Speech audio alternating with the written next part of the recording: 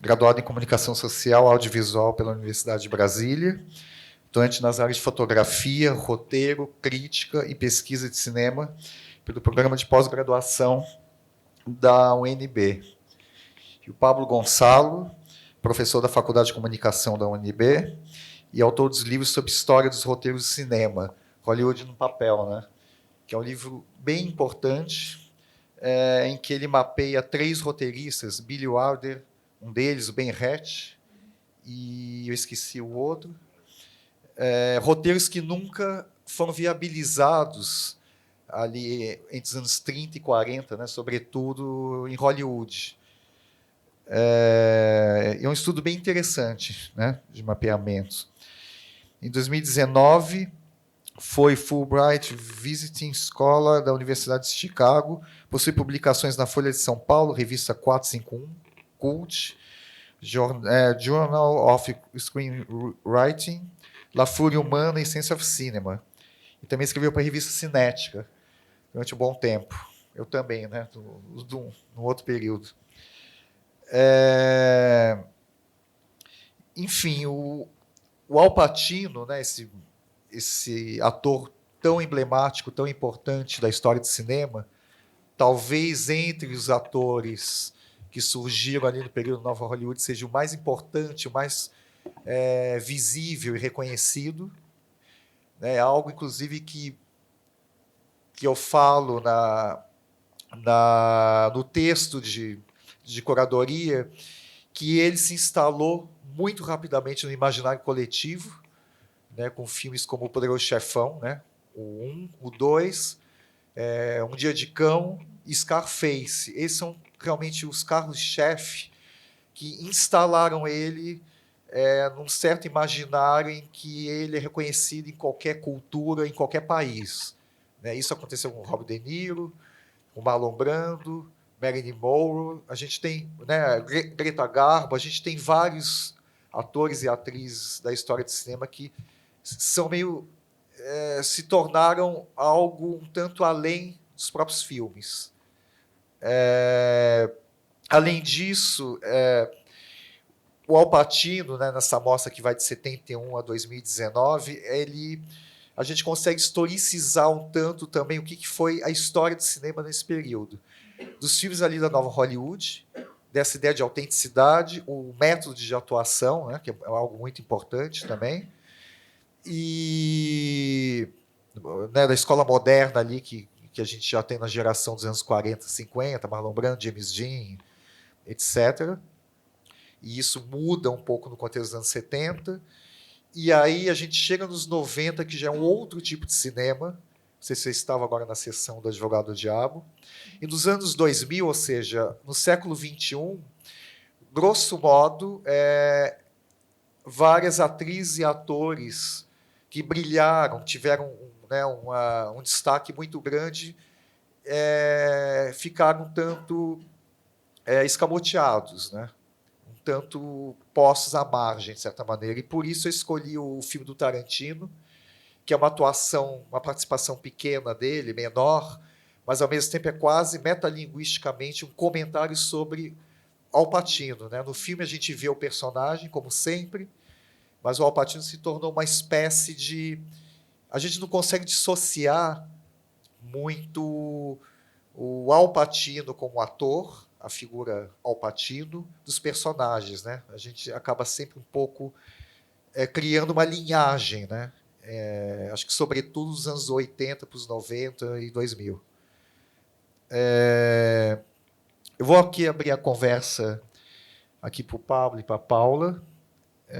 Eu prefiro que vocês primeiro lancem alguma questão, algum comentário, senão eu lanço. Tá? Depois eu vou abrir também para perguntas aí, interação.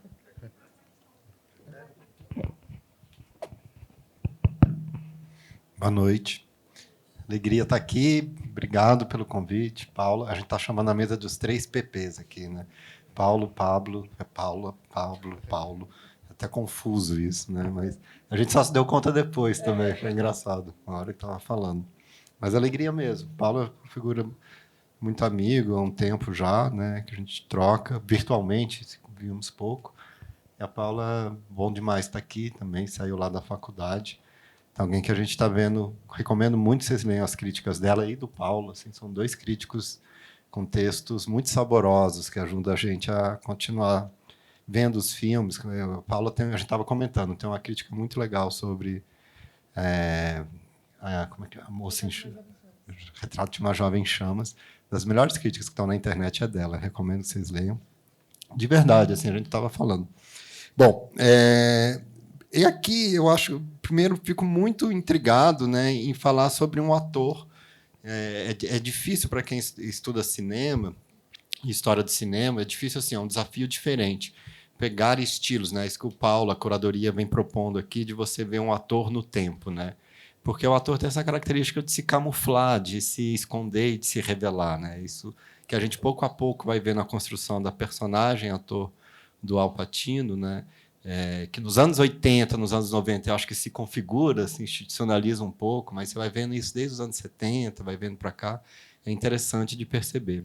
Estava vendo rapidamente aqui o catálogo, né? A Bogado chama essa noção de ator-autor, né? Que eu acho que é muito bacana, e muito dos estudos do cinema tem se vinculado a isso, entender. A Helena Inês, por exemplo, uma atriz super importante do cinema brasileiro, mas também como na atuação dela, como nas personagens, ela também tem uma autoria, né? E aí eu acho que seria interessante perguntar, dá para a gente fazer vários, dá vontade de fazer uma coisa um pouco histórica, tal, mas eu acho que vou lançar essa pergunta primeiro do tipo de eu acho que do tipo de contato que a atuação do Al Pacino vai trazendo para a gente, né? Que eu acho que são de diversos modos. Eu tenho uma preferência pelos dos anos 70, né? Eu acho que os filmes dele dos anos 70 dão pistas muito boas. Ele tem o Al Pacino, acho que tem duas características, além eu acho que de construção de personagem, na maneira que ele concentra, é muito cinematográfico, muito focado no rosto, né? Ele é impressionante como ele consegue, ao mesmo tempo muito verbal, né? E essa distinção dele é muito interessante, como é que ele concentra muita coisa no olhar, né? Se vocês pegarem, eu estava revendo hoje de manhã o iniciozinho do Poderoso Chefão, né? Ele entra, diferente de muitos atores, né? Ele que entram com o corpo, ele entra com os olhos, né? E tem um peso naquele olho, um olho branco assim cheio, né? E é um olho que carrega o mundo, né? Tem uma tragédia ali para acontecer, que é a tragédia da sucessão da máfia, né? Então, no primeiro momento ele está falando com a noiva dele. Você sabe como meu pai fez para aquele cantor ser reconhecido? Botou um revólver na boca. Ele fala com uma calma, com uma placidez, com uma naturalidade, mas tem uma tristeza naquilo ali, né? Isso tem um quê trágico no Pacino, que esse olhar dos anos 70 dele, eu acho que é a coisa mais primorosa, né, de rever e de se reconectar. Eu acho que esse olhar está no Serpico, está no Dia de Cão, nos filmes que ele fez com Sidney Lumet. Depois eu acho que ele muda. Eu acho que os anos 80 é diferente, ele vai indo mais para um tipo de personagem policial, né, do vilão. Ele vai indo para uma coisa mais clássica, né, em alguma medida. Eu estava comentando com o Paulo, um dos filmes que eu acho que ele não conseguiu trazer para cá da curadoria, mas que sugiro muito que vocês vejam, que eu acho que ajuda a entender, eu não revi, mas é o Procurando por Ricardo III, né? Acho que é esse o nome, né? Ficou Ricardo III, um ensaio. O Ricardo Acho que é III, um ensaio. Finding Richard Searching, III, acho, né? que é sobre Shakespeare, só que é o Al Pacino dirigindo. Eu vi esse filme há muito tempo, eu era menino, né? O Al Pacino também tem essas lembranças, assim, formação minha, assim, quando eu comecei a ser cinéfilo, nem lembrava, revendo aqui. Mas é muito bacana, porque tem ele falando de atuação, e é um ator muito conceitual também.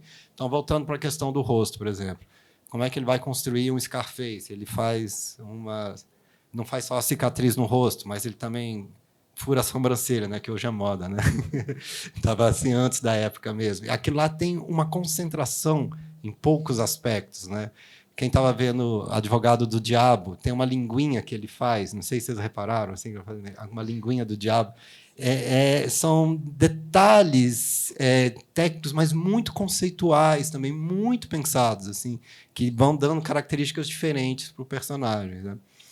Então, eu acho que é um ator assim que traz elementos eu também foi outra coisa que eu fiquei vendo, Paula, Paula e Paulo, e vocês aí, que eu acho que nessa primeira etapa ele tem algo do teatro muito forte, né? Ele começa nos palcos do teatro, mas ele tem algo das ruas. Eu li um pouquinho da biografia dele, ele teve uma criação muito nas ruas do Bronx, muito Nova York, né? Os personagens dele estão sempre andando na rua, mas tem também uma atuação que parece ir para os dois lados. Parece ir para um lado muito de formação de ator clássico, né, dos palcos, mas que também quer se conectar um pouco com as ruas.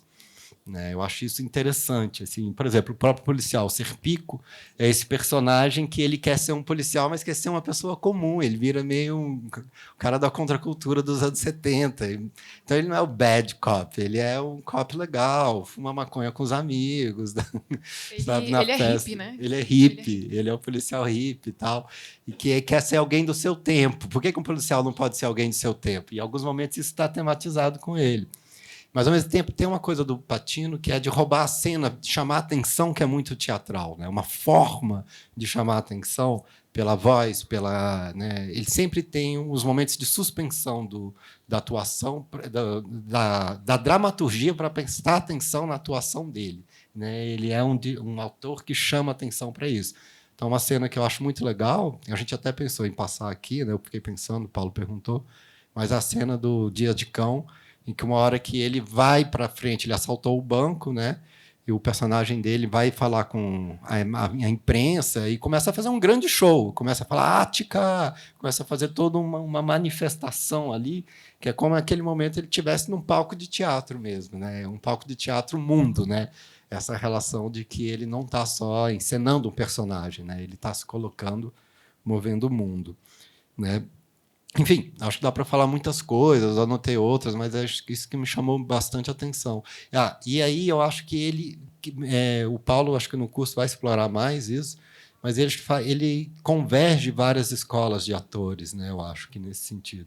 Ele tem algum tipo de legado do Actors Studio, mas ele não é muito interessante. Você vê na história de cinema, Poderoso Chefão, Marlon Brando e ele já são tipos muito diferentes. Né? O Marlon Brando é o epítome, né, o mais importante do Actors Studio, né, o grande. Você vai pegar On the Waterfront, esqueci o nome traduzindo lá do Sindicato de Ladrões.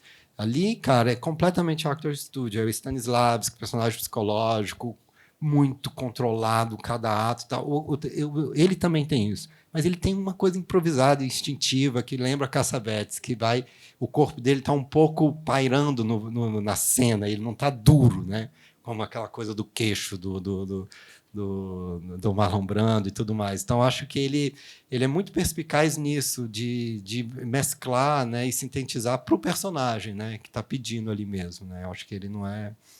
Então, é uma síntese de Hollywood e do cinema norte-americano muito feliz, assim, de ser incorporada, e contrastando com Robert De Niro, que eu acho que vai um pouco mais para a tradição do Actors Studio, né? Aquela coisa do rosto, né, uniforme, assim, né? E ele, só mais uma característica que eu acho que é interessante, é que o Al Pacino sempre traz, nos principais vilões que ele faz, umas pitadas de comicidade que são bem shakespearianas, né? E quando a gente vai olhar esse documentário dele sobre Shakespeare, você percebe isso, como é tática, né? Eu estava vendo como ele construiu o personagem do Scarface, ele fala isso. Precisava ter alguma comicidade em alguns momentos, mudar o chapéu, ir para o cômico mesmo, né? Mas pouco. Aquela tática shakespeariana de ter comicidade para descansar, para interpelar a plateia para um outro lugar, para complexificar o personagem. Né? E essa é a tática de construção de ator. Né? Enfim. Isso. Só um comentário bem rápido e passo para a Paula.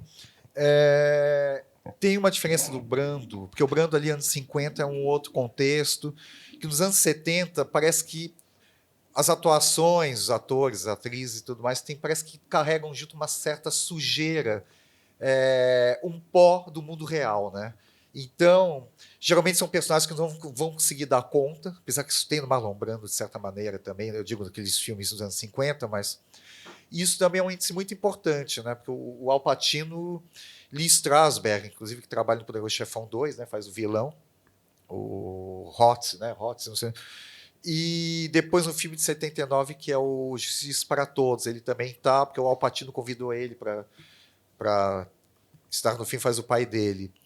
Mas o Marlon Brando, eu acho que ele é quase um maneirismo, mas no sentido quase ele ser um estandarte do método, quase como se ele fosse um garoto propaganda, um garoto propaganda do método de atuação, e é tudo mais conceitual, porque é meio... é mais grifada a coisa. Ele é excelente, né? Mas não tem esse naturalismo barra realismo que a geração da nova Hollywood vai ter, de parecer mais gente comum, né? E, Paulo, você está com o microfone aí. Boa noite, gente. Muito obrigada por estar aqui. É um prazer estar aqui conversando com vocês.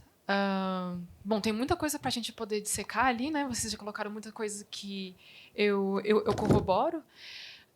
Mas a minha primeira impressão, assim, quando eu peguei para ver, após o convite para o debate, é olhar o que ele já fez, né? E aí, quando a gente vai ver a quantidade de filmes que ele fez, ele está em todas as décadas mais importantes do cinema dos Estados Unidos, em que ele se consolida não somente como o ator que ele é, mas também porque ele dá corpo a personagens que exploram temas para aquele cinema que são muito caros aos cineastas da época, né? Como você estava falando, um cinema mais autoral, uma coisa de jogar ali os pensamentos mesmos do que pensa naquela época, durante aquelas décadas. Então, ele não é só esse ator que ele é um, como é que eu posso colocar? Ele é um camaleão, mas ele também é como ele consegue dar corpo e espaço, não somente assim, como ele toma o espaço, como se fosse um palco de teatro mesmo, né? Mas também pelos diálogos. É como ele dá nuances aos diálogos em que ele pega para si em todo o personagem, né? Bom, quando eu fui rever assim, um pouco dos filmes dele, para mim eu fiz mais associações. Em Serpico, se não me falha a memória, é dos anos 70, né? E tem um outro filme em que ele faz um policial também disfarçado, que ele tem que fazer um homem gay, para poder entrar ali, para poder entender quem é que está matando aqueles homens gays da época, né? Que é um tema muito caro também para os Estados Unidos da época. Que aí, se a gente for pegar para pensar quando eles começam a explorar esse tema de assassino em série, até para a gente ver como é que é aquele assassino em série que ficou muito conhecido agora por uma série da Netflix? Hã? O Dumbing, que ele... Eu esqueci o nome, gente, mas enfim. Que tem essa série agora que explorou esse assassino em série, em que era um assassino em série gay que matava homens gays, né? Então, é uma coisa bem ali da época, é um tema que é caro, porque as pessoas não gostavam de assumir esse tipo de tema. Então, assim, essas associações, assim, com Scarface, ele faz o Tony Montana, que é o nosso homem cubano, anticomunista, não é? E aí depois ele faz um outro homem latino-americano, mas eu acho que é um homem latino-americano que ele assume a sua característica de um homem latino-americano. Então ele fala assim, eu sou bandido, beleza, eu sou bandido. Estou tentando não viver essa vida, mas aparentemente não tem outra escolha para mim.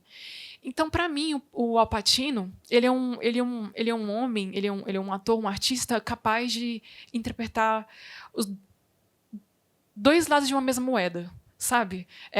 A gente tem ali, ok, é um homem latino-americano, mas como é que é esse homem latino-americano? Temos um policial, beleza, mas como é esse policial? Como ele trabalha? Como ele se insere na sociedade? E esse outro policial, que eu esqueci o nome do filme, que ele fala que ele tem que interpretar um homem gay, que ele está ali... Isso, muito obrigada. Ele... no final, assim, é quase como uma coisa de terror ali, porque ele está assumindo aquela atmosfera, né? Então é como se ele se tornasse o assassino, assim, que ele começa a entender a psique do assassino e ao mesmo tempo ele também começa a entender como eu posso colocar, o que os homens gays passavam, o que os homens gays passavam naquela época. No final ele é um verdadeiro terror, assim, porque ele começa a assumir o que acontece na mente dessas pessoas, né? Bom, enfim, o Poderoso Chefão não tem como escapar, é o que coloca ele no cinema como o Al Pacino, né? Obviamente, tem um filme, acho que 1971, que ele faz um viciado. Os Viciados, não, Os Viciados, do Jerry Schwartzberg. E aí, esse filme, Pablo, que é aquilo que você falou, que ele toma as ruas, pra mim é muito disso, porque ele anda pelas ruas o tempo todo, em busca de formas de comprar as drogas, obviamente, não somente para usar, mas também para revender, ao passo que ele tenta sustentar a namorada. Então, aquele homem da correria, né? É uma coisa que os policiais mesmo, os policiais disfarçados, eles têm que tomar a rua.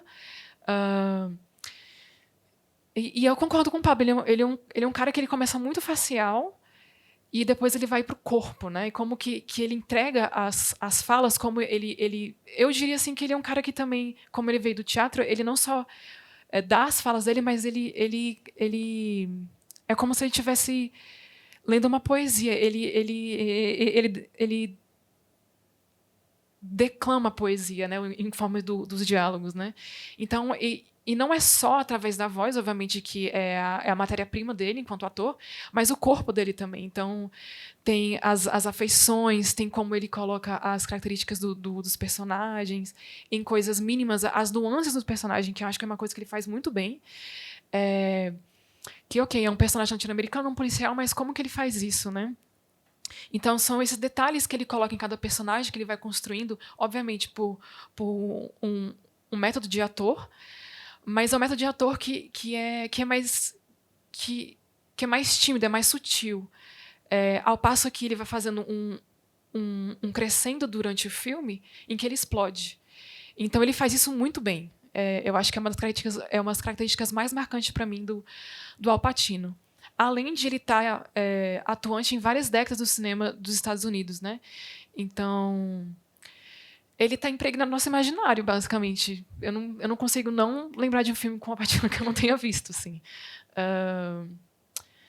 É isso que eu tenho para falar até agora. Rapidinho, só um detalhe também que o Al Pacino, ele vai, grosso modo, os papéis dele são personagens que não vão dar conta do mundo. Essa ideia do super-herói, ou de uma geração de atores dos anos 80. Por exemplo, o Sylvester Stallone é um ator do método. Só que daí ele envereda, depois do Rambo, o primeiro Rambo, que, aliás, não é um filme igual o Rambo 2 e as outras coisas que o Stallone fez. E mesmo nos anos 70, ali, o Rock é um filme que o Stallone ali é um filme mais realista, vamos chamar assim, naturalista, é uma outra coisa. Aí vai para um outro caminho, né? Mas essa geração ali dos anos 70, grosso modo, o caso do Al Pacino ser muito emblemático, não dá conta das coisas do mundo, ou seja, o Carlitos Way, O Pagamento Final, que é um filme, não sei se já teve alguma sessão aqui, mas vai ter. Esse filme é brilhante, do De Palma, mesmo diretor do Scarface. Ele tem já também um certo abatimento, que ele vai sendo traído, ele está querendo sair do mundo do crime, e é sempre muito custoso e difícil, né? O Poderoso Chefão tem isso. Tem um filme incrível dele, aliás, o mesmo diretor dos Viciados, o Jerry Schwartzberg, e é um filme mais raro de se ver, que é Espantalho, ou Espantalho, a tradução tal, com o Gene Hackman. Os dois, inclusive, não se entenderam muito bem, mas o filme é muito forte. E é um filme também, de certa maneira, com pessoas à margem, de certa maneira, né? E isso também é bem importante. E tem também uma característica, até um pouco comparando com De Niro, Christian Bale, a gente pode pegar várias pessoas, né? A Charlize mesmo tem um que fez aquele papel Monster, né? Que ela se transformou mesmo fisicamente e tal. O Al Pacino, grosso modo, até nisso ele é um grande ator de teatro, no sentido que ele não teve uma transformação física de emagrecer, de engordar demais, né? Ou seja, ele mantém fazendo papéis bem diferentes, parece que um pouco o mesmo tipo físico, é um tipo físico com gestual, que também é isso que a gente estava falando, que parece carregar o peso do mundo, né? Isso é muito claro no cinema dele. Mesmo os papéis mais irreverentes, tem sempre algum drama que ele às vezes vai fazer meio que uma certa piada, né? Um escárnio, né? Eventualmente. E só mais uma coisa, aí passo para o Paulo, eu estou falando umas coisas mais pontuais. O Cruising, que é o Parceiros da Noite. Então, eu acho esse filme incrível, mas o próprio Friedkin teve problemas, apesar que ele defende, né? O William Friedkin, o diretor do filme. E o filme, na época, foi muito... A comunidade gay, na época, ficou muito revoltada, porque, de certa maneira, meio que vinculava a homossexualidade, né, a opção sexual, a violência. E muita gente coloca que o personagem do Al Pacino, ele está meio que se identificando com a sexualidade. Isso tem no filme, mas, sobretudo, tem a questão da violência no filme. E essa é a questão, e o Friedkin trabalha sempre com uma ideia de possessão. Existe o mal do mundo, isso está no Exorcista, né? Tudo, né? O mundo todo, tudo está contaminado pelo mal, pelo demônio, isso. É por isso que eu associei que o fim do filme, na verdade, ele é um final de horror, né? Porque o mal, ele toma a ambiência do filme como um todo, assim, meio que não há escapatória, na verdade. Porque, no fim, assim, sem spoiler, com spoiler, na verdade, eles não conseguem prender, na verdade, o assassino verdadeiro, né? Então, se eu me lembro bem, eles não prendem, na verdade, quem é o assassino verdadeiro. Então, o cara tá solto e o mal, ele continua pairando ali sobre a cidade e fazendo novas vítimas, né? Porque tem um detalhe que é o seguinte, os making-offs às vezes ajudam para isso. O Friedkin parece que tem uns 3 ou 4 atores, acho que 3, que fazem esse assassino. Então, a aparência dele varia, vai mudando no correr do filme. Tem uma outra curiosidade, que o Al Pacino foi para a autenticidade numa barbearia lá no cabeleireiro lá do universo ali, gay, daquela região, e o cabelo parece que ficou horrível, o corte. Então, se vocês perceberem, o cabelo dele parece que está meio com permanente. Ele precisou fazer alguma coisa de um secador e tal para mudar realmente a aparência, porque o cabelo tinha ficado muito ruim. E o Al Pacino detesta esse filme. Lamentavelmente, ele não gosta do filme, né? Que eu acho, enfim, muito bom. Ele está muito nos importante. grandes papéis dele. E só um último filme para comentar, eu acho que depois a gente pode escutar vocês aí também, né, Paulo? E que é o Perfume de Mulher, né, Per Profumo de Donna Esquenta a Uma, que eu acho que tem uma coisa desse olhar do Al Pacino, parece que é um filme que estava esperando chegar nele, né, aquele papel ali, que realmente eu acho que o filme eu não revi ele inteiro, estava revendo só trechos, eu vi ele na época que estreou, que é o quê? 92, 93, vi há muito tempo atrás. Mas aquele olhar dele, que é um olhar perdido, né, que se fixa num ponto, né, é muito bom. É um personagem cego, né, mas o olhar que ele carrega, um olhar que ele trabalhou perfeitamente. Você vê alguém cego, alguém desesperado, alguém angustiado, alguém terno, né, e o que eu acho que é muito interessante, é uma síntese, um momento em que ele vai chegando a uma complexidade do própria forma como ele trabalhou o olhar, né, porque realmente é um olhar muito especial que o Al Pacino tem, né? E eu acho que nesses filmes dos anos 80 em diante, ele começa também a ser um pouco um personagem meio mentor de outros, né? Ele começa a ter isso, né? No Perfume de Mulher ele tem isso, né? Já começa a dar lição, já é um personagem do mais velho que vai dar lição. No Donnie Brasco ele é o mafioso que vai ensinar o Johnny Depp a ser mafioso, mas parece também estar ensinando a atuar, sabe? Fica parecendo que ele está sendo um professor de teatro ali mesmo, né? Encenando. Isso vai se repetir em alguns momentos, né? Até no próprio Era Uma Vez em Hollywood, eu acho que tem isso, né? Dele dar lições, né? Advogado do Diabo é uma grande lição que ele dá, né? Você vai ficar aí esperando Deus, tira as culpas aí, é tijolo que você carrega, deixa aqui embaixo, né? Isso é muito bom. Então, eu acho que tem essa coisa que ele vai ficando um pouco mais personagem de si mesmo, mas também lecionando, né? Pregando um pouco uma forma de atuação. E em alguns momentos, eu acho que funciona muito bem. Né? Em outros momentos, eu acho que Pablo, né? Tem alguns momentos que eu acho que eu tenho mais aderência e outros menos, um pouquinho ao tipo de figura que ele foi ficando, né? Que foi para o cômico também. E a questão também do teatro, que é muito forte, então não tem como sair disso, porque o teatro, anos 80, ele praticamente ele fez o Autor, que é um filme do... não vou lembrar o nome, acho que 81, a gente lá não estava passando trabalhos que ele não estava considerando muito bons. Aí ele entrou numa espécie de... Aí fez Revolution, que é um filme até, inclusive, bem difícil também de conseguir direito de exibição, a gente tentou, que é um filme que era um emblemático de 85, filme de época, bem esquisito. Imagina o Al Pacino num filme de época, parece que não bate, porque ele parece realmente um ator... Tudo bem, anos 70, ok. O filme lá, o Donnie Brasco, se passa nos anos 70, mas uma coisa é ele fazer um filme de 1600 alguma coisa, né? E aí é um filme estranho, daí ele só volta, aí ele emergiu, enveredou para o teatro completamente. Que sim, ele nunca largou o teatro, né? E aí, em 89, ele faz o Self Love, que até vai passar, que é um filme bem bacana, que é como se ele estivesse mesmo voltando. Policial, que acho que bebe, eu não lembro direito se ele bebe, mas ele. Hã? É um remake, o Self Love, é? Ah, tá, do filme dos anos 70, do Clint Eastwood, né? É.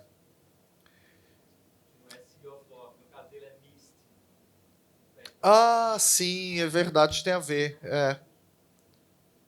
Tá, acho que sim. É, do filme, é. O Scarface tem uma curiosidade. Aquela tomada primeira do filme, que é sem corte, e ele falando, o De Palma, eles em princípio ia ser campo contra campo. Mostra um, mostra os caras.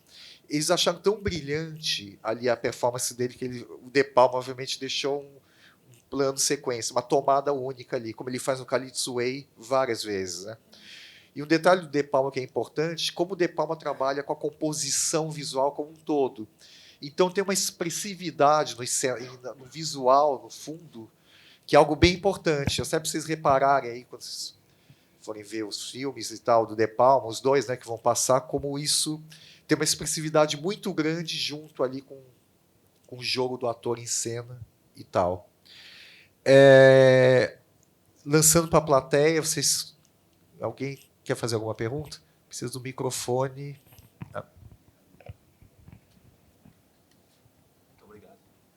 Obrigado, boa noite. Eu não vou demorar, porque não posso ser egoísta com as pessoas.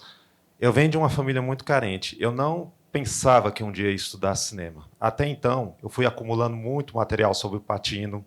O Pacino, vocês não têm ideia, ele é muito influenciável em quadrinhos. E minhas professoras falaram para eu nunca ter vergonha sobre essa leitura que eu tive. Até então, comecei a estudar cinema por duas pessoas muito importantes na minha vida. Elas me incentivaram bastante a estudar cinema. E foi na época da pandemia. Vocês imaginam o que é fazer cinema durante a pandemia. Minhas professoras, em certo momento, me passaram o filme do Pacino. Eu achei estranho, mas por que não tem um Kubrick, não tem um Godard? Eu fiquei assim. E eu, até então, tinha pego muitas coisas, mas somente agora, na mostra, que eu fui entender por que elas queriam que eu entendesse esse filme do Pacino. Isso, para mim, foi muito importante. 4 filmes. Elas me fizeram ver esses 4 filmes. Inclusive, foi o Domingo Qualquer.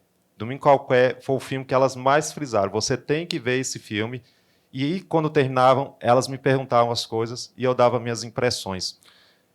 É muito tempo que eu frequento CCBB.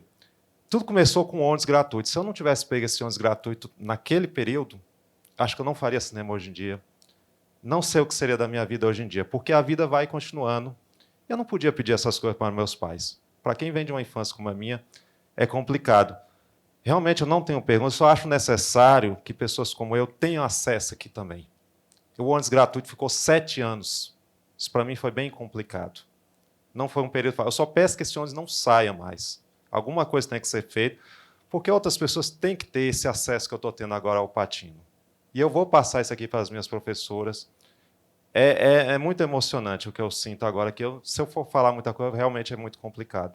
Mas é só isso mesmo.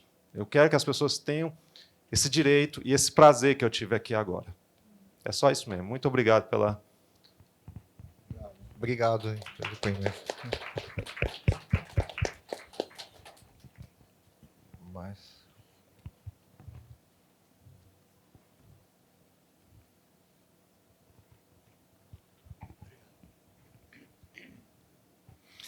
Boa noite. Meu nome é André. Queria cumprimentar, pelo que eu entendi, é Pablo, Paulo e Paula, PPP. Cumprimentá-los, elogiar a iniciativa do CCBB. É realmente um equipamento primordial, né? E também a iniciativa, que eu não sei exatamente quem foi, da mostra, né? Depois que eu comecei a vir aqui, que eu vi que já foi feita uma do De Niro. Hã? Na minha frente? Então, fica aí o meu reconhecimento, meu elogio. Parabéns pela organização e tudo bem redondinho. Bom, Eu acho assim, nós estamos diante de um ator, eu sou, digamos assim, leigo, né, em questão de cinema, mas claramente é um ator que tem um carisma muito próprio, né, atores carismáticos, né, como o De Niro, não sei se cabe aqui nuançar um com o outro, não contra, né, que nem no Fogo Contra Fogo, né, que é, né, brilhante, né, que são dois titãs, né. Então, assim, seja você vendo como entretenimento, seja vendo para pensar mais um pouco, alguns autores teóricos até aproveitaram a cena lá do você tem que viver e tudo que você tem que ser capaz de abandonar em 15 minutos, que é o De Niro que fala, né? Então, tem muito um campo teórico que vocês devem ter conhecimento. Então, é um filme que vai do divertimento ao pensamento. Mas, assim, para tentar colocar alguma questão, o que eu venho pensando do ponto de vista leigo é assim, tudo bem, o De Niro, acabaram de falar aí, 2 diretores e o De Niro, né? Então, às vezes, fica assim, meio como que interessante ou como que peculiar, que é quase que o De Niro, não, desculpe, o Pacino, no caso aqui, é como se ele fosse, falando de novo, do ponto de vista leigo, quase como se fosse um diretor, né? E até algum de vocês escreveu no material aí que ele dá uma encarnação específica em alguns filmes, né? O que é mais ou menos óbvio. Mas, enfim, a pergunta ou a questão, o compartilhamento seria assim, como é que ficam os diretores nisso? Né? A direção, para dizer, não sei se a diretora também. Porque, assim, o ator ele ganhou uma magnitude muito grande, mas e o papel das direções dos filmes em relação ao ator? O ator engole todos os diretores, ou os diretores conseguem... Estou me entusiasmando aqui. Conseguem dar uma formação também, uma composição à atuação do ator? É isso. O que eu queria colocar era mais ou menos por aí.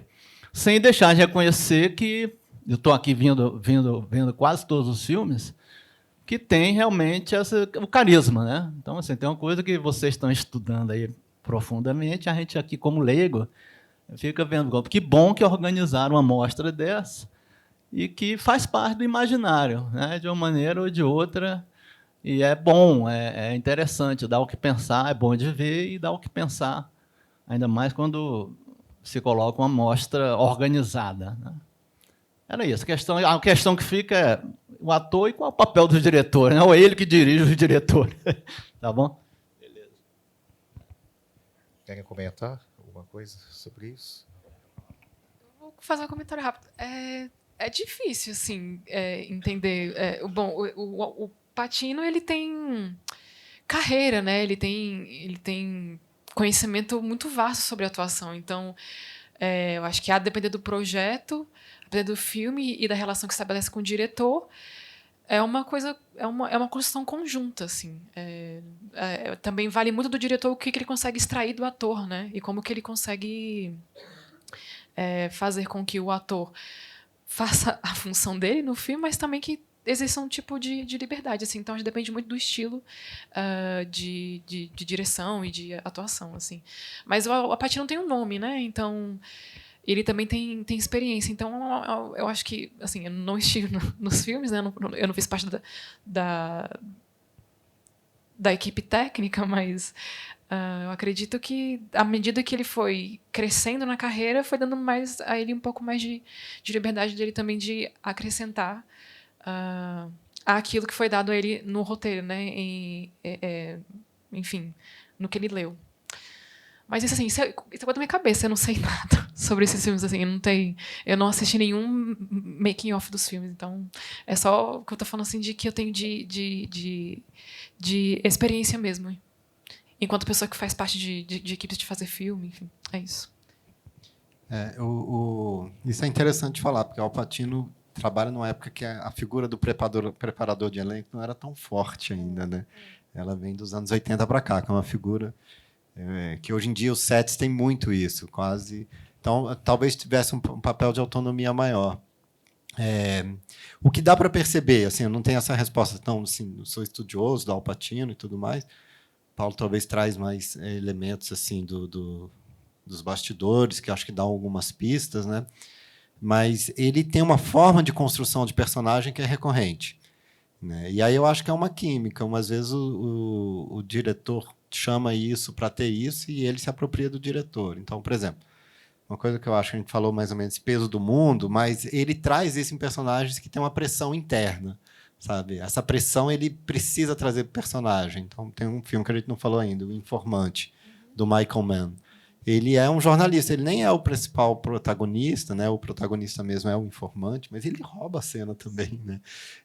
Mas ele tem uma pressão ética, uma coisa assim que vai fazer a produção de jornal e vai brigar com um, vai brigar com o outro. Ele tá sempre tem uma tensão interna que ele coloca, que eu acho que ela é recorrente nesse tipo de personagem, policial, informante, né? Eu acho que isso é um jeito dele trazer aquilo ali, né? Depois também eu acho que tem a chave mais cômica e tudo mais. Acho que foi o Roger Ebert que falou que ele é stealer scene, né? Que ele rouba a cena, né? Então um tipo de atuação que isso que eu estou falando chama atenção para ele, né? Você vai na hora que no personagem que ele faz no Perfume de Mulher, ele dá um sermão no momento ali, o pessoal sempre bate palma. Tem um momento que ele vai dar assim, realmente roubar a cena, né? E acho que isso é uma maneira dele trabalhar, isso que ele falou. O Brian De Palma muda a decupagem pensada porque ele se conecta com a câmera. Então acho que ele é meio fominho, assim, no meio de tipo de ator, sabe?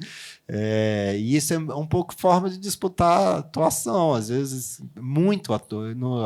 Atuação é um lugar... É curioso que ele fala de vaidade aqui, né, no Diabo, né, mas é o lugar da vaidade de roubar mesmo, de chamar mais atenção. Né? E ele consegue fazer isso. Dick Tracy é um filme que ele aparece pouquinho, né, ele faz uma coisa cômica tão boa, né, que você fica com ele marcado, né? Os outros, então, mesmo quando ele é um personagem marginal, secundário, não é o protagonista, ele tem essa vontade que eu acho que isso sim dá para falar que ele está trabalhando. Isso para um diretor é um presente. Para qualquer um que dirige, né? Qualquer diretor que você tem um ator que se sobressai, metade do seu trabalho está feito ali, né? Então eu acho que isso é interessante de ver assim como ele constrói isso mesmo, né? Então eu diria que é um trabalho de colaboração. Eu não é por acaso, né, a história dele que começa no Poderoso Chefão 1, acho que eles estavam querendo fazer um casting com outros atores, ele não era conhecido, né? E foi uma aposta do Coppola ali em chamá-lo, né? E falar ele, né? Então é um momento que ele entra em cena, e aí depois boicotou o Oscar, né? Tem essa história também que ele não quis. Você deve saber melhor, né? Teve isso, porque na verdade o Coppola tinha visto o trabalho dele nos Viciados, filme de 71 do Jerry Schwartzberg, e o Coppola que fez, né, uma empreitada para conseguir que fosse, porque ia ser Robert Redford, estavam pensando em pessoas completamente...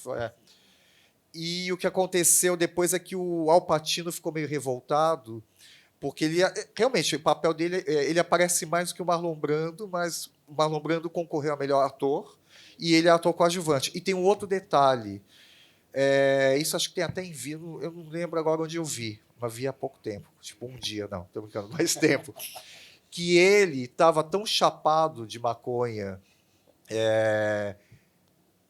eu acho que foi no Sérpico, na verdade, eu estou na dúvida, eu acho que foi, não, foi no Poderoso Chefão, se não me engano, no Oscar, que é sempre no ano seguinte, na cerimônia do Oscar, que ele preferiu não ganhar melhor ator coadjuvante, porque ele não estava em condições de se levantar, ele estava muito apertado para urinar, muito, porque ele tinha, acho que, tomado ar e fumado muita maconha, então realmente você vê a imagem quando aparece os 5 lá, isso já tinha nos anos 70, você vê que ele está um pouco meio, eu não quero ir ao palco, né? Não quero subir.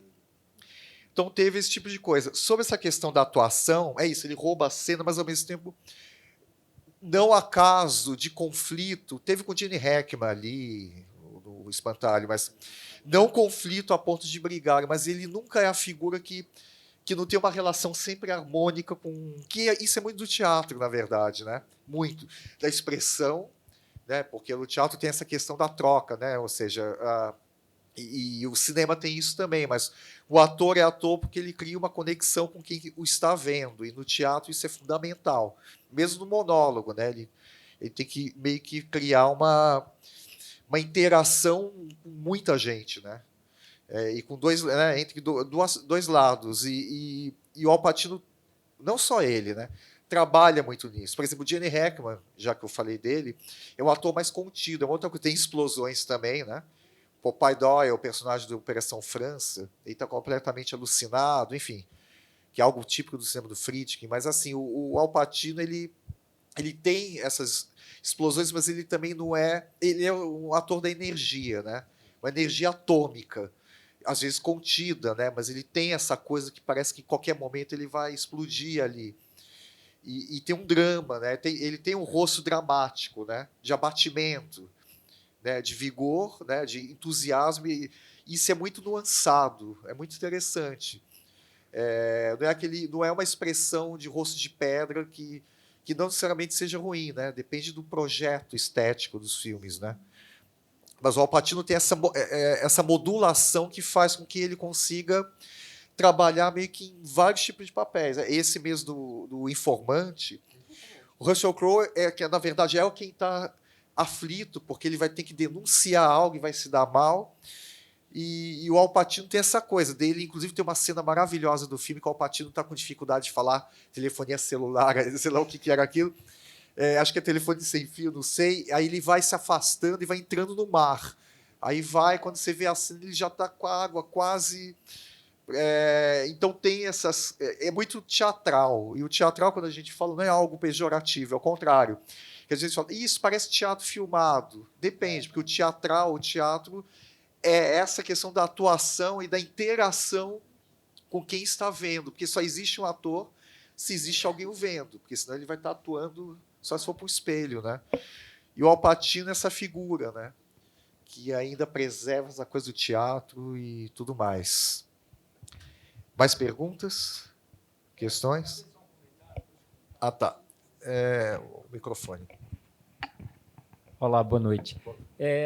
Duas coisas. Primeiro, sobre essa questão do ator engolir o diretor, eu acho isso engraçado, porque a gente tem que pensar também que, por mais que a nova Hollywood tivesse toda essa mística em cima dos autores, de ser um cinema de autor, era cinema americano e obedece a toda uma coisa que faz parte, que é o Star System, né? Então, obviamente que os atores vão aparecer mais. Quem está no cartaz não é o diretor, é o ator. Quem aparece é o ator no cinema americano. Isso é muito comum, né?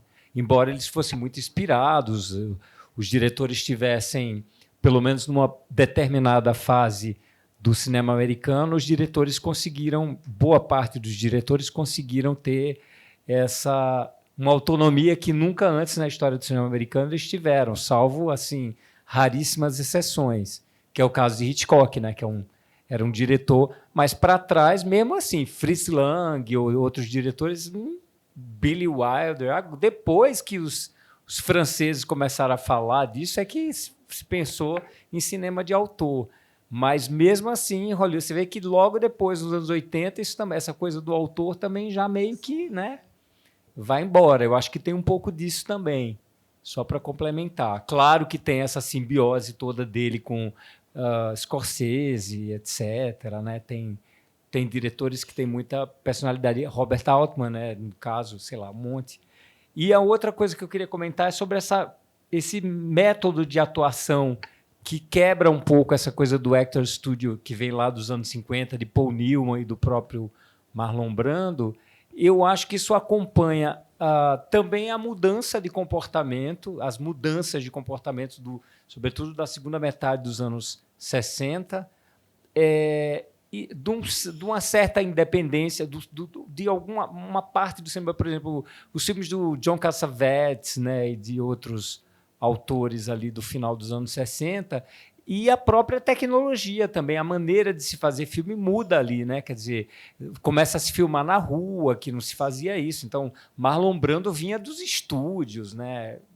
Sindicato de Ladrões, é tudo estúdio, não tem rua. E essa coisa que você fala da rua tem muito a ver com isso, né? Essa coisa da câmera também, a própria maneira de movimentar a câmera, por mais sofisticado que seja, é uma coisa tem uma atuação mais... exige também uma atuação mais solta, mais livre, né? No caso de filmes como Um Dia de Cão, e comparando ele com outros atores também, que às vezes menos conhecidos hoje, que ficaram um pouco no limbo. Alguém comentou, né, que nos anos 80 para os anos 90, muita gente entrou num limbo assim, outros foram resgatados. É o caso do aquele Robert Foster, né, que o Tarantino vai pegar ele lá né, que ele já não fazia filme há muito tempo. O Bruce Dern foi fazer Nebraska, né, eu acho que morreu há pouco tempo. Aliás, hoje morreu Shelley Duvall, que é bem dessa época. E acho que tem muito a ver com isso, essa forma de atuação, né, aquele Elliot Gould, esses atores todos têm isso que o Pablo falou, essa coisa meio angustiada assim, mas contida ao mesmo tempo. Não é aquela atuação quase que over, né, de Marlon Brando, de ter que botar aquela cara e tal. E acho que tem um pouco a ver com isso. É só um comentário. Obrigado. Obrigado. Muito bom que você mapeou. É isso, às vezes o gestual aí que tá. Então, por exemplo, o Elliot Gould, eu acho dos grandes atores, eu acho incrível, eu acho que ele até trabalhou pouco, né, perto do que ele poderia fazer, né? Mas ele já tem um gestual que... Bom, Bengazar, eu acho que é o grande exemplo disso. Que tem a coisa do método, de certa maneira, um naturalismo, mas ao mesmo tempo ele ainda remete a algo meio Bogart. Tem um gestual que parece que é mais codificado, como era uma atuação de composição, que é da Hollywood clássica, que é um pouco diferente. E o Elliot Gould é um que tem um maneirismo, que parece que ele mesmo está fazendo comentário de si próprio ali, né? Tem uma... E só... Aí eu passo para vocês falarem também, mas... há diretores e diretores, por exemplo, John Ford, Hitchcock, Kubrick. Estou pegando o Kubrick, que já é uma outra geração, tal, mas assim, nem tanto, né? Mas são diretores ditadores, né? Por exemplo, o Al Pacino acho que não passou por isso e vários atores não passaram. Mesmo o Coppola é um processo que às vezes toma muito, mas não houve esse tipo de... O Scorsese jamais, ele é super amoroso, intenso, né? Meio, às vezes, desequilibrado na intensidade dele. Mas a gente tem diretores e outros diretores que são bem difíceis, né, de trabalhar, e eu acho que o Al Pacino, de repente, teve também uma interação. Então, até o De Palma, que é muito rigoroso, ele tem uma questão de conseguir encontrar um equilíbrio ali. Então, o Al Pacino, obviamente, ele vai, mas o Al Pacino acho que não é também a figura que vai bater de frente com diretores. Por exemplo, ele trabalhou com o Friedkin é difícil, e os dois não se odiaram. Então, o Friedkin estava saindo do Comboio do Medo, lá, o Sócia, que é um filme, foi um fracasso, aí vai e faz o Cruise, né, o Parceiros da Noite, que também foi um problema o filme, né? Então, os ânimos, né? Tem um pouco essa questão que eu acho que é importante a gente sempre levar em conta também, mas, né, como é a relação entre diretor e ator, um ator-autor como o Al Pacino, que pelo teatro ele deve seguir o texto, né, que isso é típico do teatro, mas ao mesmo tempo também o improviso, a adaptação com uma situação meio inesperada, né? Eu acho que ele deve ser muito hábil nisso, né? Mas eu acho, só para complementar, mas eu acho também que o Al Pacino também ele interpreta personagens que exigem dele uma ética, né? Por exemplo, um policial, um jornalista, até um chefe de gangue, assim, tem a ética e a moral própria, né? Então, acho que é como é que ele consegue levar isso a partir do texto que é dado a ele, mas também de uma forma que ele consiga, como a gente já comentou aqui antes, que é aquela coisa contida, mas que ao mesmo tempo que a qualquer momento pode explodir. Então, eu acho que é a questão de ele interpretar personagens que exigem dele uma construção contida, ética e moral. Não que outros personagens não tenham isso, mas aqui é uma coisa que eu percebi nos filmes dele, que é uma coisa que ele pega esses personagens éticos e morais dentro dessa bagunça do mundo em que sei lá, que nos Estados Unidos contamina mesmo os anos, né, as décadas que se passam, sei lá. Por exemplo, o Advogado do Diabo. A gente vê esses caras que são mais... usam terno, que vêm de um estado menor, que quer conseguir uma carreira mais alta. Então, ele é contaminado por todas aquelas ofertas que o seduzem à cidade, né? E o Al Pacino, ele dá conta de ser o cara que tem experiência na área e que vai te ensinar, mas que, ao mesmo tempo, aprende com quem é novo e que já esteve... é um personagem mais novo, mas que também ele se vê naquele personagem, né? Porque, por exemplo, esse filme que passou hoje, o Advogado do Diabo, ele é pai do Keanu Reeves. Então ele tenta a qualquer momento ensinar coisas para ele e ensinar que, ao mesmo tempo que ele é diabo, ele também é Deus, porque ele está ali o tempo todo. Quando ele acha que está dando a volta por cima do pai, na verdade o pai fala assim: eu posso me inserir aqui na sua vida por toda a eternidade, você não tem como escapar de mim. Estamos estamos conectados por sangue mesmo, né? E por outras coisas também do inferno, mas assim... ele é esse personagem que exige dele, como eu falei no começo, ética e uma moral que precisa ser contida para depois ele dar a cartada final, né? Que ele vai sair por cima de alguma forma. Por exemplo, o jornalista, ele vai até o fim com quem ele prometeu, que é poder ficar até a final o informante. Ele não sai do lado do informante em momento nenhum, ele não desiste dele, mas depois ele desiste do trabalho, ele fala: não quero mais isso aqui. Então ele sai. Então ele pega esses personagens que morde o osso, mas larga quando ele fala: para mim já deu. E é isso, assim. Só poder complementar o que a gente já falou. Só pegando, tô querendo te ouvir também, falar rápido, né? Só para a deixa mesmo do Liz. Eu acho que, para entender essa nova Hollywood, é bom a gente colocar tem algumas questões que eu acho que são interessantes, assim, mais macro-históricas, talvez. Que a nova Hollywood é entendido muito nessa chave do cinema de autor, do cinema da contracultura. Eu acho que tem isso é inegável. Mas também é um fim da censura em Hollywood, né? Eu acho que isso é importante ser colocado, assim.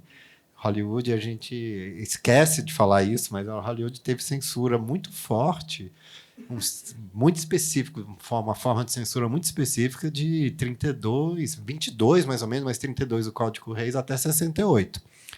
Em 68 ainda existia censura. A censura funcionava no esquema nos roteiros, muitas vezes, mas tinha um código, forma de representação racial, sexual, forma de invocação religiosa. O código chamado Código Reis é famoso, vocês podem encontrar na internet, e regulava mesmo, assim. Então, acho que tem, assim, até 68, que acho que não é um período, não é pouco tempo, né? Então, muito filme mudou de lá para cá. E 68, quando você tem um Bonnie e Clyde, por exemplo, Bonnie e Clyde eu acho que é um filme interessante para entender essa mudança. Ele é do Arthur Penn, do iniciozinho, mas tem uma frase de um personagem: o que vocês fazem? Fala: minha profissão é assaltar banco, né, e tá tudo bem. Isso era impossível até então, assim, era censurado, sabe? E isso vira frases famosas e tudo mais, né? A volta a ter um gosto de uma Hollywood, que é a Hollywood que se tem do pre-code, que é muito importante. Só também, assim, essa distinção que a gente precisa fazer entre o cinema norte-americano e o cinema hollywoodiano. A gente sempre coloca as duas coisas muito juntas, né? Acho que é importante separar um pouco. Sempre existiu um cinema independente que é fagocitado por Hollywood rapidamente, mas existe. Ele existe de uma outra forma. O cinema negro, desde os anos 30, existia, anos 10, anos 20. Já tinha lá um cinema completamente independente que não passava por Hollywood, era da costa leste, assim, não chegava ali na outra costa, né? E circulava só por ali, não tinha nem distribuição, não tinha nada. Então tem muito historiador pegando isso e complexificando, porque os Estados Unidos é um país muito grande, né? Muito cinema judeu, tem vários tipos de cinema. O cinema negro, por exemplo, era feito só para público negro, né? Por causa do Jim Crow Law, que não entrava negro em uma certa seção, tinha seção só para público negro. Então, isso é um tipo de cinema que eu acho que é importante ser considerado. Tem também a chegada da televisão, né? A televisão é muito importante. Ela aparece em vários momentos nos filmes ali, né? O Palpatine é um personagem do Donnie Brasco que ele tem isso, que ele gosta de ficar vendo a televisão, assim, caçadas de animais, tipo Discovery Channel ali, fica lá vendo, né? Com os VHS. Então, tem sempre no Hit, né? Fogo contra Fogo, tem uma hora que ele flagra a mulher dele com amante. É ótima essa cena. Aí ele fala assim: você pode fazer o que você quiser, pode ficar com a minha mulher e tudo mais, mas não olhe a minha televisão. Aí pega a televisão dele assim e joga embora. Acho sensacional essa cena. Ele sai com a televisão dele, assim, né? Descobre o chifre lá, mas sai com a televisão, assim. Essa é a dignidade dele. Mas que eu acho que. Por que eu estou botando isso? Porque eu acho que o Nova Hollywood também é uma resposta. É um tipo de cinema mais liberado do sistema de estúdio que era formado, né? Que decaiu por conta da televisão e precisou se oxigenar, né? Assim, vocês pararam para pensar, Coppola, Spielberg, teve uma mostra aqui dele bem legal, né? O George Lucas, os primeiros filmes deles tem mais cara de Nova Hollywood do que cara de grande sistema de big picture, é outra coisa, né? Eles estão experimentando, eles estão precisando oxigenar o negócio porque a televisão está fazendo a dramaturgia. Isso. O cinema dos anos 90 e 80, eu acho que ele tem, essa é uma coisa para se pensar, ele já tem uma influência contrária, é o cinema imitando a televisão. Né? Eu acho muito televisivo a encenação, o corte, a sexualização, né? Os estereótipos, a gente estava falando, assim, o estereótipo que tem da mulher histérica, que sempre está ali no advogado diabo, mas é recorrente nos personagens. Os personagens do Al Pacino sempre são casados com mulheres que são frustradas, porque o personagem está completamente imerso, assim, está no informante. Elas estão esperando o marido voltar em casa Cruise é isso também, que não quer, que se mete nos negócios, na profissão, e a profissão é sempre um segredo e não pode, e o papel dela está restrito a isso. São papéis femininos muito precários, né, em termos de roteirização, né? Então, acho que tem várias influências aí para chegar nessas decorrências aí, que eu acho que são interessantes serem salientadas ali. Ou em Serpico também, que ele até consegue ter uma vida ali a dois, né? Mas ele tem que escolher... Na verdade, ele é abandonado pela mulher, mas acho que é um dos únicos filmes em que a mulher, na verdade, fala não, eu não consigo com isso, em vez de ele tomar a decisão, tipo, ou meu trabalho ou a minha mulher. É o único assim que eu consigo lembrar disso. Cruz, isso? Não, É em Serpico mesmo. Hã? É. Tem isso, é verdade. Né? É que o Chris tem uma questão interessante que no final, não sei se vocês viram o filme, a mulher vai e pega, ou seja, ela tem uma identificação ali, ela é a figura, né, forte ali, né, no final. Então, essas nuances tem uma coisa importante que, assim, grosso modo, quanto mais cara uma produção, Hollywood é isso, mais controle tem. Então, o filme noir tinha várias, apesar de ser já com no Código Reis forte, a ideia da femme fatale, mas tinha uma sexualidade, por exemplo, tem um filme que se chama A Dama Fantasma, do Robert Sr. de Marco, e a mulher, na verdade, geralmente a femme fatale, essa figura meio negativa e meio... Ela que causa problemas, é o mal, de certa maneira, entre aspas, e ela é o que faz a derrocada do personagem masculino principal de cair, né, enfim, nas estratégias dela e tudo. Um filme como Dama Fantasma é outra coisa, porque é o contrário, ela é que vai ser, de certa maneira, a detetive que... Hã? Sim, então... ela é a heroína do filme, ela é porque o cara lá tá, né, preso, quer dizer, os homens ali... E o Orson Welles, com A Dama de Xangai, que é um filme que teve uma montagem, outra dos vários filmes do Orson Welles que foram meio que maltratados por um produção que, no caso ali, acho que é Columbia, mudou a trilha sonora e tudo, mas ele já começa o filme, é muito incrível, porque é metalinguístico, um filme de 46 no ar, que ele chega e já conta. Eu ia me enganar, é diferente, porque ele meio que está deixando claro como funciona a fórmula. Mas esses filmes tinham muito mais nuances do que um musical da Metro, que é uma superprodução que seria o blockbuster de hoje. E é o maquinário de Hollywood levado ao extremo, ao Olimpo. né, como um estandarte total da capacidade de fomentar uma indústria dos sonhos, né? E aí, eu estou falando isso porque aí nos anos 60 já tem umas brechas antes disso, a gente já vê um pouco mais sexual. O Elia Kazan, né? O Elia Kazan, O Clamor do Sexo, é um filme muito forte, né? Porque tem quase uma histeria sexual do casal, porque a comunidade ali, os parentes, aquela sociologia, impede duas pessoas de fazerem sexo e se amarem, e aquilo cria uma violência, né? Uma ruptura muito forte ali, é muito traumático, né? O filme é de 62. Mas aí, só em 67 para 68 é que... E aí muda. E aí os filmes ficam também mais baratos como produção e acho que fica mais fácil ter mais brechas, né? Sim, tem tudo isso também, né? Mas só um pouco isso. Mas assim, sempre driblaram, né? O Hitchcock conseguia injetar uma sexualidade, mas tudo muito codificado. Não era tão explícito, né? Boa noite, boa eu me noite. chamo Miriam. Caramba, que delícia, né? Estar conversando sobre cinema, sobre Al Pacino. E a oportunidade que eu acho muito massa de todas essas mostras é de você ter a oportunidade de ver ou rever na grande tela filmes que merecem ser assistidos dessa forma, né? Eu queria só fazer uma pergunta, não sei se isso vai adiantar muito com relação ao curso que vai começar, mas era assim a respeito desse grande retorno que o Al Pacino tem.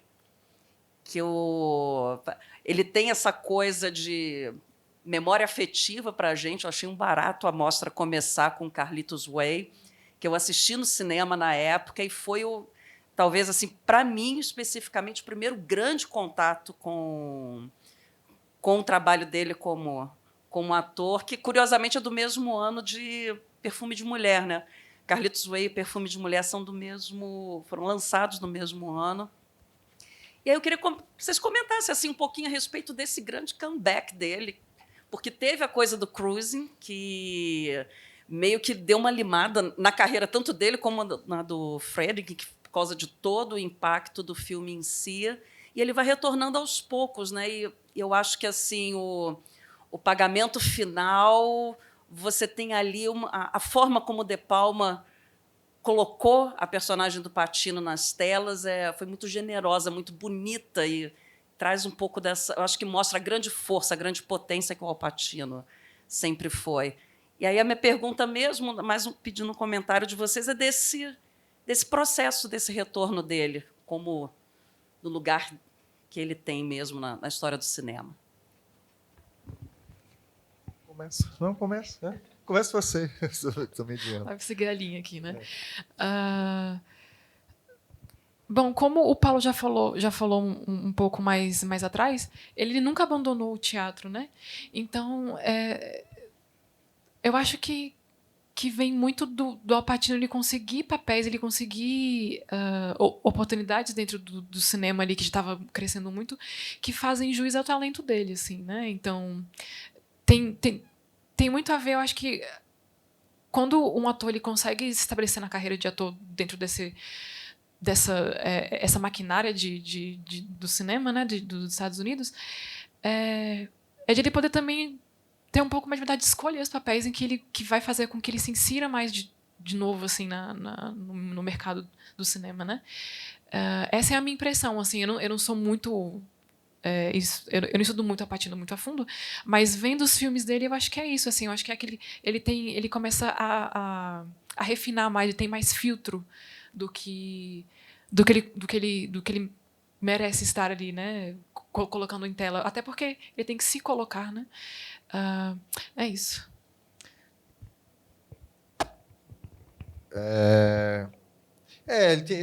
Realmente ele vai voltando, né? Porque aí quando você é que assim faz 24 anos por aí que ele mas fez o Irlandês, que é um filme que eu acho bem importante. Eu não gosto do Barry Levinson, eu optei de não passar os filmes, porque assim, são filmes até que a gente encontra mais na TV para ver, não que tenha que ver em TV, mas o Al Pacino fica meio autônomo nos filmes, e são atuações muito boas, né? Mas, no geral, ele fez filmes sempre meio medianos, essa é a verdade. E às vezes é bom passar, por exemplo, o Manglehorn, lá o filme eu escolhi por causa do David Gordon Green, que eu acho que é um diretor bem importante, que era bem promissor para um certo tipo de cinema, aquele Prova de Amor, que é um filme super... Prova de Amor, né? Eu acho que... né? E de repente ele vai estar fazendo filme está fazendo os Halloweens até, quer dizer, foi indo para uma outra coisa, para uma comédia. E aí é um diretor que eu fico pensando o que ele está achando disso, que nunca é muito claro, porque ele estava indo para outro caminho. E, de repente, ele faz esse filme, que é um filme que o Al Pacino ali já está mais abatido, tem a... Esqueci o nome dela. Que está no Crash do Cronenberg, a atriz. Enfim. E é um filme que já tem já tem um certo cansaço, mas aí que tem a intensidade do Al Pacino ali. Mas, assim, aí tem o Irlandês, que, apesar daquela maquiagem, o filme custou muito mais caro por conta daquele rejuvenescimento, sendo que aí falavam que De Niro subindo escada, jovem, supostamente com 40 anos. Dava para ver que era um homem de 70 e tantos anos, tal, subindo escada. Então, o filme é meio estranho, ao mesmo tempo, acho muito forte. Está falando sobre velhice, sobre as coisas serem mais banais ali e tudo mais, e está ali o Al Pacino, inclusive com um destino ali muito impactante ali no filme, né? É verdade, é uma outra coisa, é verdade, né? Tem isso, e eu volto a falar, o filme do Tarantino, que falam, até o texto da Folha lá, o cara meio que faz uma piada, que ali é como se não fosse nada ali no filme, eu acho muito importante, que é um filme que está falando de cinema, sobre recriação de algo que, na verdade, ele faz uma fabulação de se a Sharon Tate não tivesse morrido. A gente fica meio abastecido com aquilo, mas a gente sai do filme e volta a ver a realidade do mundo, da história, que ela, de fato, ela foi assassinada de uma forma horrível, e está lá o Al Pacino como um dos itens a ver com a história do cinema, porque ali está sendo o Al Pacino. Ele aparece muito pontualmente, mas quando ele aparece logo no começo do filme, acho que 10 minutos de filme, eu lembro da reação até em cabine de imprensa, assim, das pessoas meio, acho que não sabiam, eu não lembrava do que ele estava ali no filme. As pessoas tiveram uma reação assim de mudar um pouco. Gente que estava do lado estava lotada a cabine, né? Aí, quando ele aparece, a pessoa parece colega do lado que eu nem sei de onde era, meio que ficou meio siderado vendo o Al Pacino, e obviamente ele aparece pouco, né, no filme. Mas esse retorno, não sei, porque eu não consigo muito no século XXI ver essa geração. A Meryl Streep ainda continuou fazendo, acho que, filmes melhores. É uma das grandes atrizes, né, da história do cinema, eu acho, né? A Escolha de Sofia é um negócio meio impressionante, Franco Atirador, né? Enfim. E daí tem isso também, né? Eu acho que tem uma questão que o século XXI, tirando Tom Cruise, que ele parece ter a mesma idade, ele parece que não envelheceu. O resto desses Plástico. atores... totalmente. Essa geração ela está fazendo mais pontas para papéis menores mesmo, porque Hollywood mudou. Inclusive, filmar em rua, eu acho que já deve fazer uns 20 anos, que houve uma regulação, que tornou mais impossível isso. Até os anos 80, mesmo nos 90, gente andando na rua e conseguiam fechar uma rua para filmar. Né? Apesar que aqui eu acho que eles fecharam 2, 3 quadras ali e devem ter feito muito rápido. Vamos subir com uma pan aqui, né? uma grua. E ali não é efeito digital, eu acho, entendeu? Ali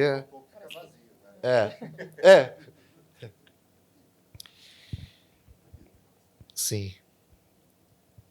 Você, Pablo. Não sei muito falar sobre, assim, eu acho que a coisa dele retorna. Para mim, assim, eu acho que na mesma época, eu acho que do Ricardo III, talvez ali, é um pouquinho, né?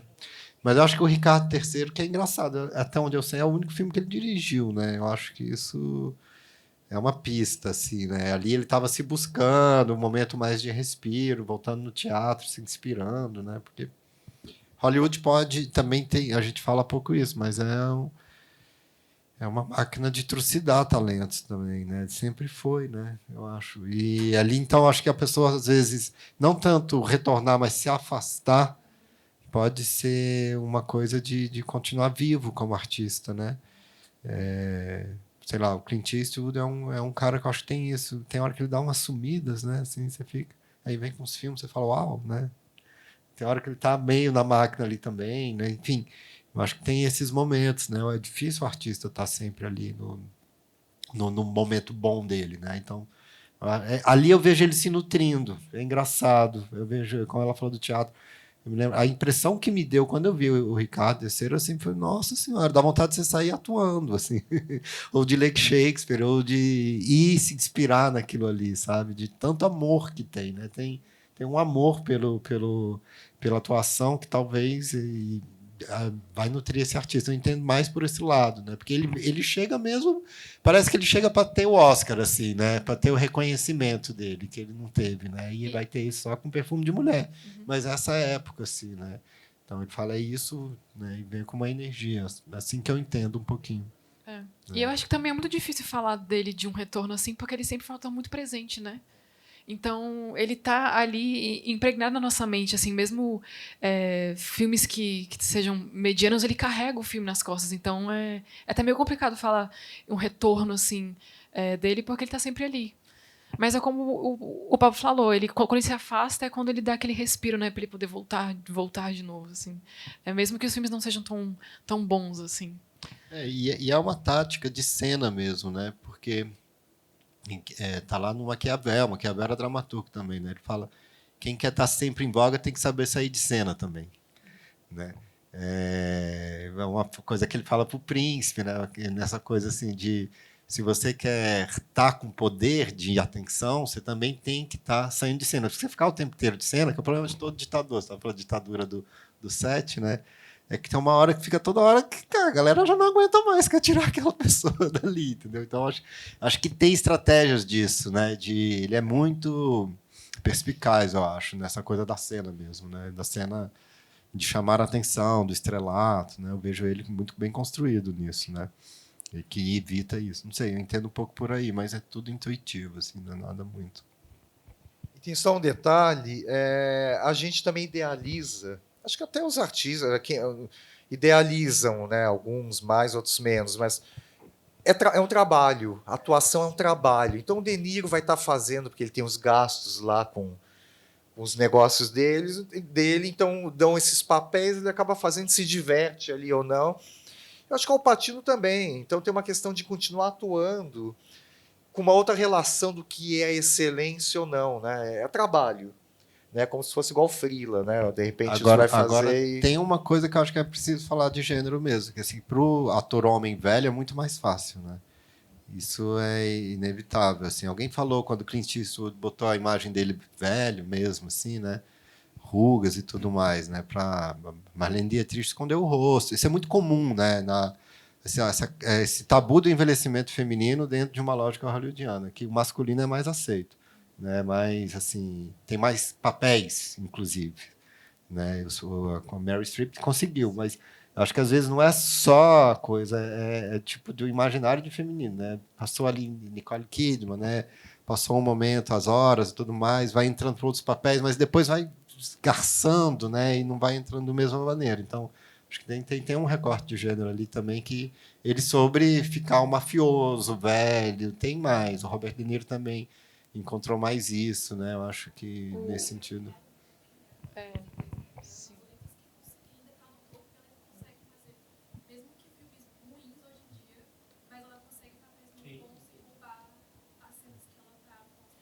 A Mary Hill.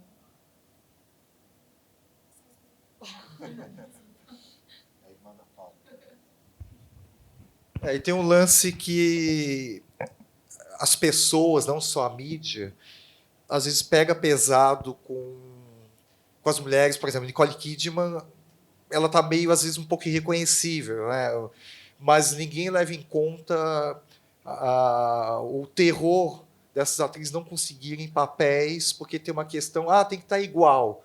Não, é pior que... Então, elas preferem estar diferentes, ou seja, elas optam, porque não tem outra opção, até em virar uma outra pessoa, entre aspas, eu também estou sendo um pouco pegando pesado com essa ideia, mas de mudar o rosto, mas ter uma aparência jovem para ter um escopo maior de projetos, de trabalhos que chamem. Isso é muito, muito forte, né? E algo que com os homens, apesar que Mickey Rourke, a gente tem vários também atores que entraram nessa, mas é isso, os homens podem envelhecer tranquilamente, isso ainda existe hoje. Caso, eu citei o Tom Cruise, o Top Gun, o novo, a Kelly McGillis não foi nem chamada, acho que não ligaram para ela, não telefonaram, perguntando, aí puseram eu até esqueci, é uma atriz importante também, Isso, Jennifer Connelly, para fazer o par romântico com o Tom Cruise, que se você olhar bem, ele está todo com maquiagem, está velho também, é normal, as pessoas envelhecem, né? Só que ele faz tudo, né? Pula de avião, ele faz tudo, né? E é muito terrível isso, entendeu? Aquele imaginário de um filme, queira ou não, é um clássico, não é bom, né? Horrível, Top Gun, mas aí você chega e tinha que estar ela ali, né? E enfim, então é muito violento, né, isso, né? Isso ainda continua em 2024, né? Que é aberrante, né? Tem Helen Mirren, tem várias atrizes que conseguiram, acho que por causa de um outro contexto, por exemplo, as atrizes francesas conseguiram uma longevidade maior, né? Assim, de aparecerem até com menos intervenção e a preocupação é outra, né? Sim. Uma atriz americana que, enfim, ela já morreu, mas acho que, pegando a carreira dela assim que eu consegui acompanhar, a Bette Davis, ela conseguiu se manter por muito tempo ainda em Hollywood, mesmo quando ela fez uma mulher mais velha, ela ainda conseguiu se manter ali fazendo esses personagens interessantes, né? Então, é realmente um caso ou outro, assim. Ela me veio aqui agora porque eu sou obcecada com ela. Mas, assim, eu não conheço outras, assim, tipo, pra citar aqui.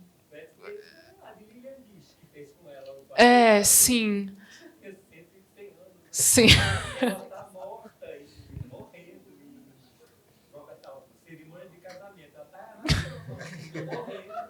Aí escondem ela, porque ela está morrendo no meio da segunda casamento, a patrona, ela também está morrendo, lá no sótão, né? Fica só empregada por conta dela, aí ela vai lá na Geraldine Chaplin, que é a organizadora lá, ela cala a boca, não fala nada, ela tá morta, deixa ela lá. Depois a gente resolve isso, o importante é a festa de casamento. E Bette Davis tem Lilian Gish, tem a Baby Janes, né? Eu acho que eu acho que o que aconteceu com Baby Jane? Que eu acho que tem essa temática, né, da eterna juventude, da bonequinha, né, ali e que ela fica reencenando aquilo lá já velha, né, e doida. E ela se permite isso, eu acho que com muita dignidade de atriz. É isso, ela se abraça. decompor, assim, ela vai se decompondo mesmo. Ela sabe? abraça, ela não vira os olhos. Mas ela... é um tipo de... É a mesma coisa de atora, muito bem lembrado, porque a Bette Davis é uma que é uma atriz... Ela é uma atriz autora ali, cara. Sim. Porque essa coisa da decomposição tá em todos os personagens dela, desde o primeiro, assim. Ela tá uma coisa assim, meio... tá sempre meio bebum, meio... e que vai lá desde ela jovenzinha, né, dos filmes mais da primeira época lá com a Ana Jezebel. Né? Jezebel, ela depois tem a isso. Malvada, quem tem o Kennedy Baxter e ela, né? Mas ela já faz a bebum ali, né, a atriz decadente.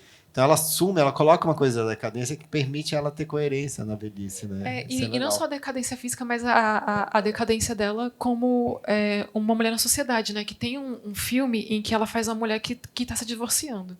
E para aquela época, inclusive eu acho que foi nos anos 40, Pablo, que é um tema de divórcio, assim, tipo... Mas ela abraça com dignidade, né? Então ela tem que abraçar a solidão, ela tem que abraçar o fato de que outras pessoas vão escolher o lado do ex-marido ao invés do lado dela, mas enfim. É só ir pegando esse gancho assim que, pensando aqui nela, foi uma mulher que realmente conseguiu se manter, assim. E ela abraçava os papéis dela como dignidade, ela não torcia o nariz, né? Mas, de fato, ainda é muito mais fácil para os homens envelhecerem e se tornarem até um diabo que você até pode gostar no final do filme do que a mulher, que é no caso que é o diabo veste Prada, tudo bem, a gente já gosta dela, né? Mas ela ainda é uma mulher que é fria, ela é frígida, ela é do trabalho, ela não tem tempo muito para as crianças e para o marido, e é um casamento que decai, mas ela se mantém ainda, né? Enfim, estou viajando aqui, só pegando esse gancho. Opa, agora sim. Boa noite. Pegando o que vocês falaram do ator ser autor também, né? Eu achei interessante vocês falaram também da Bette Davis, de que ela tinha uma unidade temática no trabalho dela.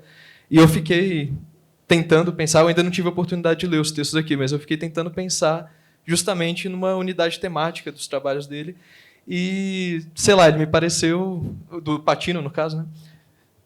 Tentando me esforçar um pouco, eu acho que, talvez, a minha interpretação é que ele seja um paralelo, enquanto ator, do que o Howard Hawks foi, por exemplo. Não à toa ele trabalhou 2 vezes com Michael Mann, né, que é um continuador temático do Howard Hawks, de fazer filmes sobre esses homens que estão sempre sobrecarregados com o trabalho, que tem uma tensão constante entre a vida pessoal e o trabalho. Talvez seja até por isso que é difícil imaginar o Pacino num filme se passando em 1500, né, porque não tem esse contexto capitalista. Enfim, foi o que eu acabei pensando, porque é incomum a gente tentar encontrar uma unidade em qualquer sentido, né, para o trabalho de um ator. Mesmo uma unidade estilística, normalmente a gente só fica naqueles comentários muito rasos, né, sobre tal ator faz de tal jeito. No caso do Pacino, que ele é over, né, a partir dos anos 80. Então, eu queria ouvir um pouco de vocês. O que vocês acham? O que daria para identificar de unidade temática também no trabalho do Pacino? Como eu abri minha fala no começo, para mim ele é um ator que ele interpreta personagens que têm os dois lados de uma mesma moeda, né? Então, eu acho que depende muito, na verdade, da história, assim. Mas, realmente, ele tem uma temática, assim, faz ladrões, faz pessoas de gangue, faz jornalista, mas também faz o diabo, faz, enfim. O que eu acho dessa temática é que ele consegue explorar ou ainda caminhar para um tipo de atuação que talvez ele não tenha conseguido fazer no filme anterior. Então, por exemplo, esses filmes de policiais, ele interpretou nos anos 70 e depois foi nos anos 80. Apesar de que tem, sim, diferenças na história, né? Eu acho que ele chega ao outro filme com uma carga de atuação e de experiência muito mais superior, obviamente. Então, ele meio que já sabe o que fazer. E eu acho que esse acabouço temático que traz uma certa unidade para a carreira dele é o que faz ele ser quem ele é. O Pacino é aquele cara que você já sabe esperar dele. Um cara ali que vai interpretar um personagem que ele é moralmente vacilante, mas que ele tem uma certa ética que ele vai cumprir as palavras dele, seja para o bem ou para o mal. Então é isso, assim que eu tenho de impressão sobre essa área temática dos filmes dele, assim. Não, ele nunca. Eu não lembro de nenhum papel que o Al Pacino seja um personagem ardiloso, horrível, como um vilão da pior espécie, capaz. Mesmo o Dick Tracy, mas aí é um personagem de quadrinhos, é uma coisa meio fanfarrona, meio um outro tipo de caracterização, né? É isso, como eu disse, ele parece estar sempre meio que lidando com um mundo que não é um mundo fácil, né?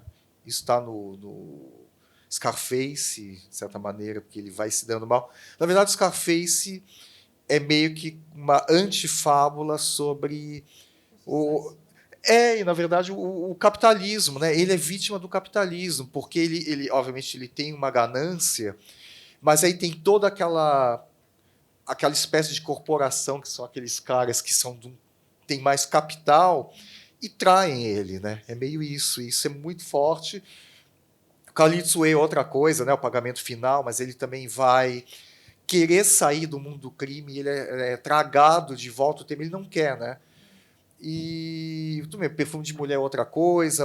Aí quando ele faz um policial, ele é um policial que também tem uma fragilidade, é que tá, acho que o Al Pacino, os papéis dele tem também esse lado da gente perceber um traço de humanidade. Ah, mas isso tem no De Niro, tem no Dustin Hoffman, tem que, aliás, é um ator muito importante, interessante, Dustin Hoffman, mas ele é mais neutro, né?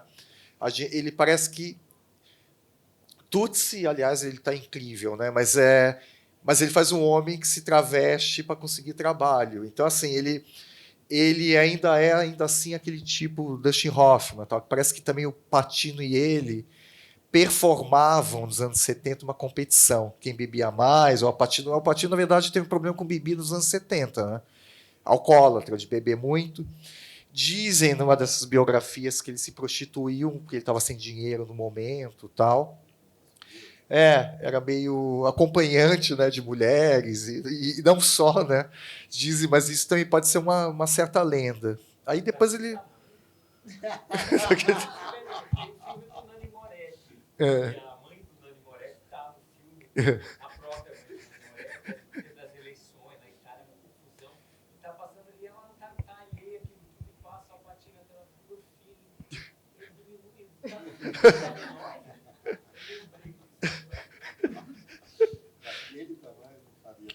Tiraria muito dinheiro, né? o Al Pacino, na verdade, ele nunca casou. Ele até teve filho, agora já teve filhos, mas assim, sempre relacionamentos que ele nunca se fixou muito. E a Diane Keaton, inclusive no Poderoso Chefão 2, o Coppola é aquela coisa, ele meio que também toma conta das coisas. E acho que ele conseguiu gerar, acho que não por maldade, vai que eu defendo muito Coppola, mas assim, criou uma animosidade entre os dois. Acho que eles estavam juntos ainda e foi criando, tanto que tem aquela sequência que é muito violenta, e dá um tapa nela, né?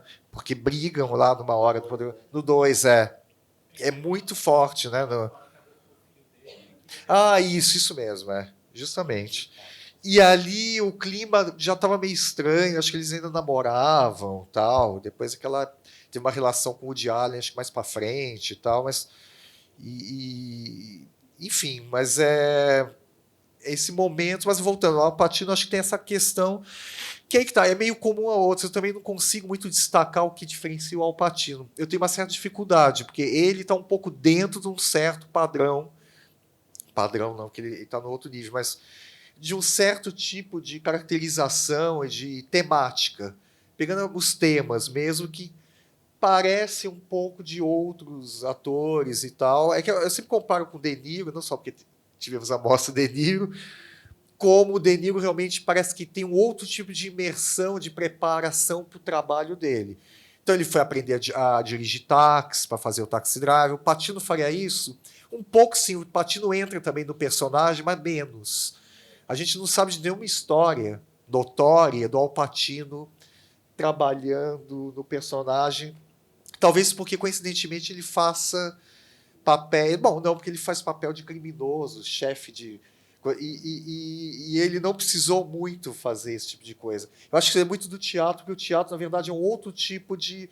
A pesquisa é diferente, porque acho que é uma pesquisa mais interna, né, de acessar e fazer fluir, né, fazer ascender o personagem dele. Eu acho que o Al Pacino talvez tenha um processo com o De Niro, fez teatro também, Paul Newman fez, mas eu acho que eles trabalham de um outro jeito, acho que interagindo com coisas mais do entorno. O Paul Newman não sei, né? O Paul Newman teve uma influência muito forte da Jane Woodward, que ela sim é uma grande atriz, ele também, né? Mas ela é um negócio meio das grandes atrizes da história de cinema, e acho que ela não é devidamente lembrada, né? Mas, e ao mesmo tempo ela protagonizou, tirando um dos filmes que ele dirigiu 4, 5 filmes, né? Por aí 5, 6.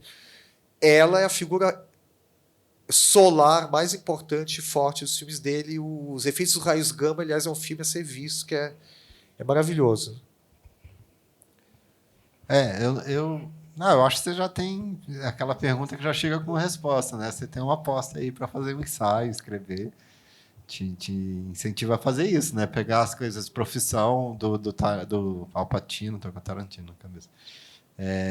E analisar, eu acho, né? É uma possibilidade, eu acho que, né? Tudo é construção ali.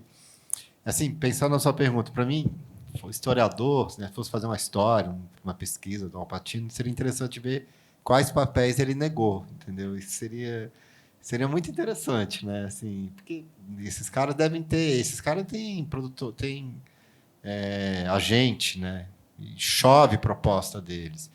E porque isso é uma forma também de pensar a construção disso, né? Ele fica nos anos 70 e 80, ele já tem um nível de carreira que ele consegue escolher os papéis dele, né? Então tem os papéis, o diretor, o tipo de produção. Eu acho que às vezes ele vai nos filmes mais ou menos, que todo ator vai, mas assim, o papel, ele fala aqui eu quero, aqui eu não quero, né? Muito já de isso lembra o teatro, né? Assim, e aí onde ele se identifica, onde ele vai poder atuar, onde ele vai poder mudar, né? A gente na academia tem esses estudos genéticos, né, que vão falando assim o processo todo, né? Eu estudo roteiro, então a gente vai pegando um pouco isso. Primeiro, segundo, terceiro tratamento. É meio maluco de estudar, mas te dá essas pistas, assim, porque você tem muito material, né? Você vai pegar esse workflow de produção, mas às vezes ver como é que ele foi mudando. São formas de você... Essa questão... Os personagens mudam muito, cara, no momento de ensaio. O Scarface, por exemplo, foi um dos poucos que eu vi lá, ele meteu muita mão ali, né, em como mudar os personagens. Acho que a coisa de ser mais cubano foi uma decisão dele, sabe? Essas coisas todas. E eu acho que ele está falando do tempo dele, né? Então acho que tem apostas ali. Mas teria que ver um pouco assim melhor, né? Eu acho que é uma pista boa, você deu uma pista interessante, né? De pensar ele ele está sempre mesmo quando é mafioso, é alguém muito profissional ali, né? O Mike parece que ele realmente, acho que é a primeira vez que tem um filme de máfia assim que o cara pensa como empresa, né? Parece um empresário ali. Não faz muita diferença. Parece um empresário, né? Ele encarna um empresário ali. Acho que tem isso. O jornalista, quando ele vai para o jornalista, o policial investigador, o Fogo Contra Fogo, ele se encanta com a complexidade técnica do personagem do Robert De Niro, né? Ali tem um encanto com a técnica, né, do outro, né? Isso é muito legal, né? Eu acho que é um grande tema ali ele se encantando com a técnica também, ou até uma metalinguagem, né? Se encantando com a técnica do próprio De Niro, né? Esse encanto com a técnica. Acho que são possibilidades, são caminhos, né? Mas isso tudo, acho que é a coisa de construir possibilidades de ensaio aí, né? Você vai tirar algumas coisas, iluminar outras, né? Porque a carreira mesmo ela é errática. Ela não é só isso. A gente vai fazer um highlight de alguns filmes, de algumas obras, né? Dele mesmo, né? O percurso dele não é retilíneo, né? E de fazer uma modulação, né? De ter umas flutuações. Porque eu lembrei o Fogo Contra Fogo, a sequência que ele flagra lá o amante lá vendo TV, aí ele vira aquele Al Pacino overacting, batendo na TV, essa TV ele vai batendo na TV, aí ele chega e solta para ela e tá numa explosão ali, meio... Aí ele muda o tom da voz e fala, eu nunca te traí, uma coisa assim, né? E aquilo lá já é num tom sóbrio, né? Dessa mudança. Aí depois ele joga a TV e volta, né? Mas ele tem esses momentos. E tem um momento especial, entre aspas, que eu acho ruim, logo no começo do filme, que ele vai abordar lá um cara e ele começa a fazer um overacting, que o Michael Mann geralmente é mais equilibrado nisso, né? E meio deixou. E o Al Pacino faz uma sequência, eu lembro no início que ele vai falar com um cara lá e começa a gritar, numa garagem, né? Acho que num depósito lá, e aí o Al Pacino, mesmo num filme desse, que é um filme bem adulto, equilibrado, né? Ele tem também esses momentos com muita precisão, né? De ter essas alterações, né? Às vezes mais sutis no rosto, isso está num Dia de Cão, de um jeito que eu acho... Eu às vezes até arrisco dizer que é o melhor papel dele, mas não é, porque realmente no Dia de Cão ele está numa aflição, porque ele está assaltando um banco, ele não é um profissional para isso, ele nem quer assaltar o banco, vai dando tudo errado, e ele vai tendo momentos, né, ali de interagir com as pessoas na rua, num desespero. Na verdade, ele é a figura mais... Acho que é o papel em que ele está mais desesperado mesmo, histérico quase. E né? tem um humanismo ali, que você falou de humanismo, né? É muito bom, né? Porque começa assim, um dos amigos que vai assaltar com ele fala, eu não aguento. Ele fala, não, então vai embora, abre lá para ele. Aí o cara vai e volta e fala, não, mas tem uma pessoa, vai embora, tal. Aí depois tem uma mulher que, quando vai trancar todo mundo no cofre, fala assim, estou com vontade de ir no banheiro. Ela, você quer, mas dá tempo e tal. É muito... É muito inusitado, insólito, né? Sim, sim. Alguém dá... E aí depois ele pega um balde e fala, não, toma aqui, ó, teu banheiro aqui. Mas ele vai modulando nessas paciências e essa impaciência. Assim, ele, parece que não é um assaltante, parece que é um ajudante ali, né? É engraçado. E eu acho que o momento que também trabalha muito bem isso em Fogo Contra Fogo é o momento em que ele encontra e, na verdade, ele tem uma refeição com o cara que ele está perseguindo, né? Então, é aquele momento do filme que, tá, pegou ele. Não, ele não pega, ele não prende ele. Estão ali no restaurante, comendo juntos, eles estão, tipo, eles estão conversando cara a cara. Então, eles viram amigos, mas ele sabe que um vai morrer, meio que já tem ali uma dinâmica em que a gente sabe o que vai acontecer. Mas é muito interessante, porque é um momento do filme que eles se encontram, é um momento do filme que você espera que aconteça, mas o êxtase, ele não acontece ali, né? Ele acontece mais na fim da cena, enfim, que morre e tal, mas tem até tem um respeito ali um pelo outro, mas...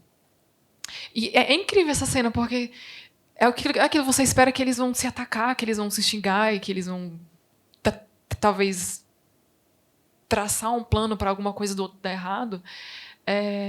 Mas eles estão num momento de afago, assim. É estranho, né? É um afago, assim, tipo, eles meio que estão confessando esse respeito que eles têm um pelo outro. Tanto por um ser policial e o outro por ser bandido. Enfim, é isso. Eu tava lembrando assim, que é um momento tão sereno no filme, que é um filme tão errático, assim, tipo, a gente tem que capturar, não, a gente tem que fugir. Enfim, é isso, assim. E tem uma coisa nesse filme que tem a coisa do mundo do trabalho, né? Começo é o Val Kilmer indo num depósito comprar coisas para fazer. E tem, acho que, um respeito entre o personagem do De Niro e do Al Pacino e a simetria, que eu acho incrível, do campo contra campo. Então, um aqui, outro aqui, depois troca.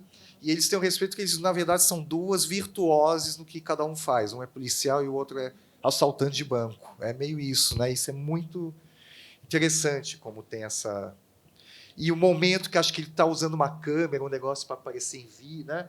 E aí parece que um está olhando o outro, que ele vê o rosto. Na verdade, o De Niro, acho que aparece como se fosse um vídeo, né? Um infravermelho, não é isso? É, um negativo e tal. Os dois estão se encarando e, ao mesmo tempo, não estão, né? Porque eles não estão se vendo. O filme tem vários momentos desse impacto visual, né? Dessa... Michael Mann, que é muito bom. Tá no... Encerrar? Acabou? Ué, já? São 9h15, 9h14.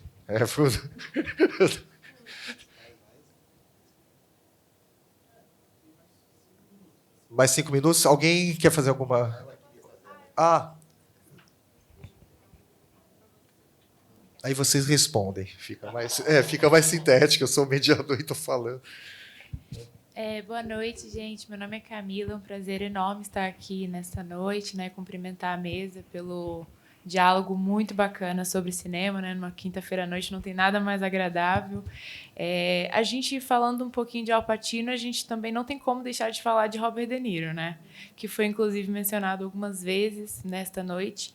E eu fiquei pensando assim, quais características diferenciariam um ao outro, né? Embora essa tarefa de comparar atores não seja uma das tarefas mais fáceis, os dois são da mesma geração, né? Os dois marcam muito esse período do cinema norte-americano e são dois grandes exemplos do cinema dessa época. Mas eu acho que o Al Pacino, e aqui fazendo só uma observação, eu acho que o Al Pacino é muito interessante e eu gostei da expressão energia atômica, porque realmente a gente sempre fica esperando o momento em que ele vai explodir. E a energia sempre está dentro dele.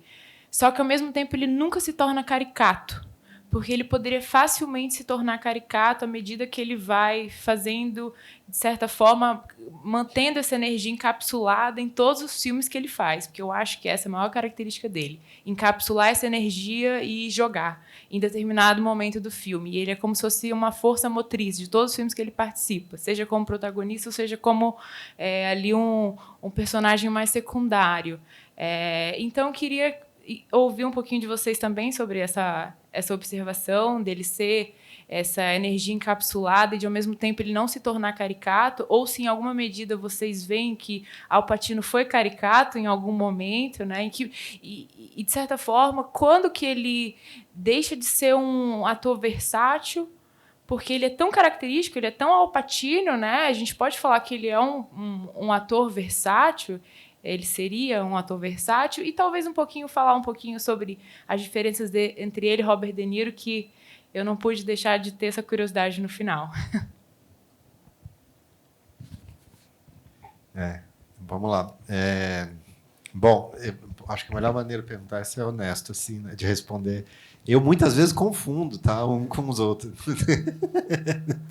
Então essa pergunta assim, quando ele me chamou, porque o Paulo falou, quer falar do Al Pacino? Eu fui lembrando, eu falei, Franco Atirador, mas o Franco Atirador é Al Pacino ou é o Robert De Niro? Aí eu fui lá ver, assim, porque eu fui lá googar, olhei e falei, nossa senhora, porque eu tenho uma memória muito ruim para ator, assim, que eu acho que eu entro muito nos personagens. Eu lembro mais dos personagens, às vezes, do que os atores. E das atriz até lembro mais, mas ator eu confundo um pouco. Agora, eu acho, assim, respondendo mesmo, aí vendo, eu acho que tem muita similaridade, né? Não é por acaso que a gente confundiu os nomes umas vezes, trouxe isso, não é por acaso que o Michael Mann vai filmar um como duplo do outro, né? Eu acho que tem essa questão mesmo, acho que de origem italiana, muito vinculada a Nova York, né? Mesma geração de cineastas, então acho que tem muitas coisas próximas mesmo, né? O próximo distante. É engraçado até, porque quando o Al Pacino aparece na cena do Era Uma Vez Hollywood, eu acho muito curioso, porque o Tarantino é matreiro pra caramba nisso, né? Ele coloca ali o Brad Pitt e agora estamos fodidos. O DiCaprio, que parece também um duplo do outro, né? E ele, claro, ele tá brincando com isso o tempo inteiro, porque um é dublê do outro, mas ali parece o Al Pacino e não sei, parece que ele tá falando que vai ter um duplo também, né? O outro diretor que tem um duplo. Então, acho que eu entendo um pouco por esse lado do duplo. Em termos de atuação, eu acho, é a minha opinião, que o Robert De Niro tem uma coisa mais actor studio, assim, eu não vejo ele, sei lá, pegar o grande trabalho do Robert De Niro, para mim, assim, o mais marcante é Taxi Driver, né? Que eu achava que era o... Você achava que era o Pacino? Mas ele é duro, assim. Eu acho ele duro ainda, né? Eu acho duro num sentido não ruim. Forma de atuação, mas o corpo é tenso, é focado na figura do personagem. Então, quando ele tem a mudança para um moicano, isso é coisa para fora. Eu acho que o Al Pacino é mais caça-vetes, assim, é mais improviso. Eu acredito que ele improvisa mais, assim, aposta nisso, que ele encontra a cena no ensaio, não tem essa construção tão cerebral, assim, né? E um rosto mais tough, assim, né? Mais rígido. No Fogo Contra Fogo, acho que tem isso, né? Ele é muito contido ali com aquela amante ali. Fala, cara, não parece que o cara tá apaixonado, né? Ali, não sei, né? O outro tá separando e tá muito mais explodindo a casa, né? Então acho que ele explode mais, o Al Pacino, né? E para mim eu acho que vai para um registro de atuação mais do Cassavetes, que propunha improviso, que propunha... Cassavetes tem duas coisas, né? O Paulo vai falar mais no curso até, mas uma coisa de improvisar e da câmera ir atrás, né? O ator conduzir o espaço, né? Não é a marca... Parece detalhe bobo, assim, técnico, mas essa coisa de você deixar a câmera parada e falar vai para cá, vai para lá, marcar, né? No teatro, assim, e decupar a partir da marcação, né? De recortar, assim, isso vem muito do Actor Studio, né? Enquanto no outro, você vai ver todos os filmes do Cassavetes, a câmera tá atrás dos atores, né? Isso é um registro que eu acho que o Al Pacino, ele puxa a câmera, né? Ele tá meio que nos dois, eu acho que ele não é completamente também, não. Mas eu acho que ele vai levando mais para alguns lugares. Mas muitas vezes ele vai para o canto da cena, ele está atrás.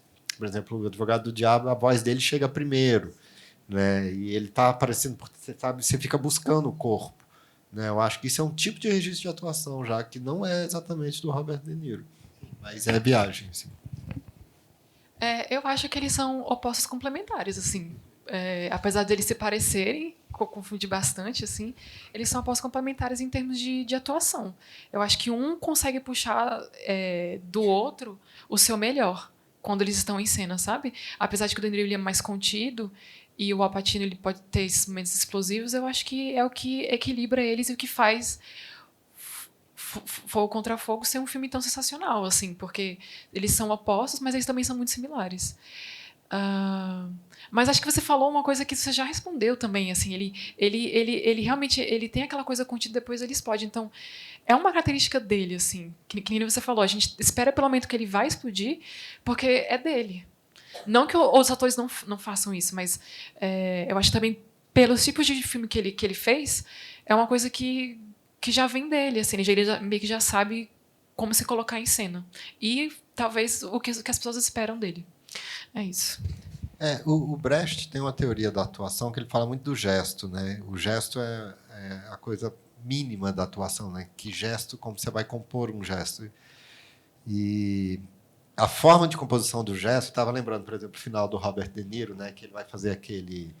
Quando ele acaba de matar geral ali, né? Que até teve uma refilmagem, né? Do Arthur Jaffa, de uma cena do roteiro, tal, do Taxi Driver.